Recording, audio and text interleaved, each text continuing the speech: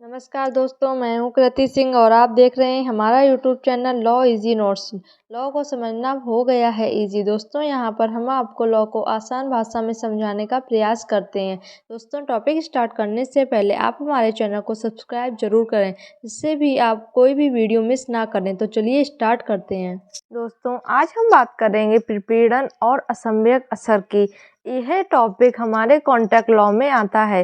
दोस्तों प्रपीड़न को हम सामान्य भाषा में उत्पीड़न भी कहते हैं। दोस्तों भारतीय संविधान नियम की धारा 15 में प्रपीड़न या उत्पीड़न को परिभाषित किया गया है।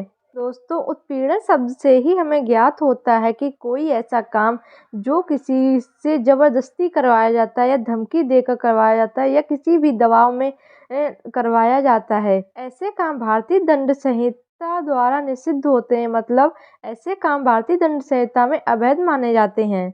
दोस्तों जब हम किसी व्यक्ति से कांटेक्ट करते हैं तो उस कांटेक्ट के लिए यह आवश्यक होता है कि दोनों पक्ष का स्वतंत्र रूप से सहमत हो।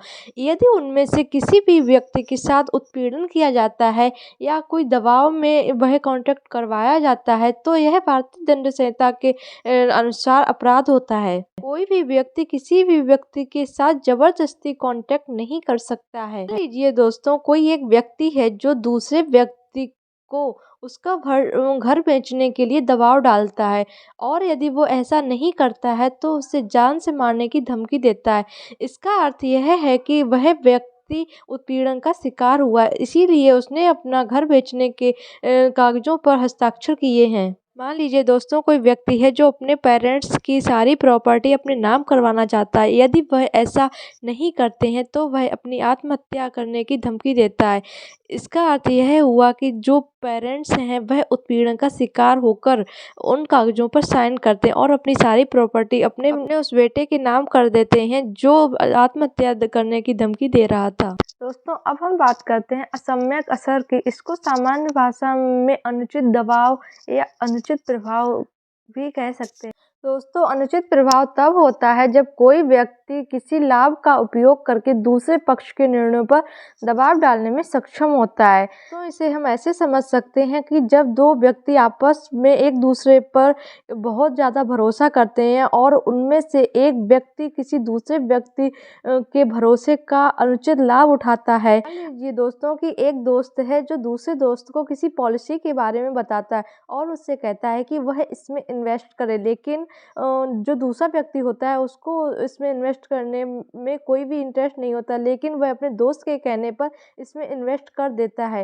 दोस्तों जिस व्यक्ति ने इन्वेस्ट करने के लिए बोला है उसको तो लाभ मिल रहा है, लेकिन हो सकता है कि जिस व्यक्ति ने इन्वेस्ट किया है उसको हानि हो। यही अनुचित प्रभाव का उदाहरण है।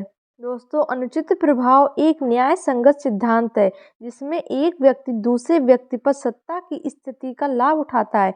पार्टियों के बीच सत्ता में यह असमानता एक पार्टी की सहमति को खराब कर सकती है क्योंकि वे स्वतंत्र रूप से अपनी स्वतंत्र इच्छा का प्रयोग करने में असमर्थ हैं।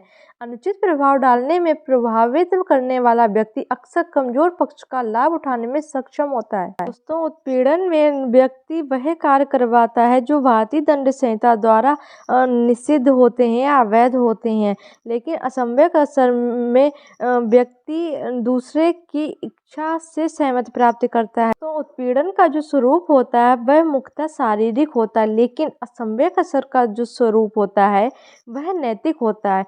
उत्पीड़न में हिंसा के प्रयोग की संभावना रहती है, लेकिन असम्यक असर में ऐसी कोई भी संभावना नहीं होती है।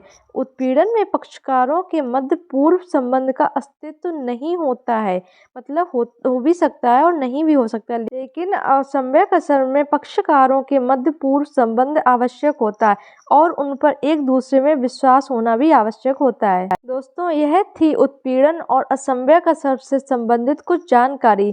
आई होप दोस्तों कि आपको यह जानकारी समझ में आई होगी और आपको हमारी वीडियो पसंद आई होगी। ऐसी ही वीडियो को देखने के लिए और लॉ को आसान भाषा में समझने के लिए आप हमारे YouTube channel law easy notes को सब्सक्राइब करें और कमेंट में बताएं कि आपको हमारी वीडियो कैसी लगी। धन्यवाद।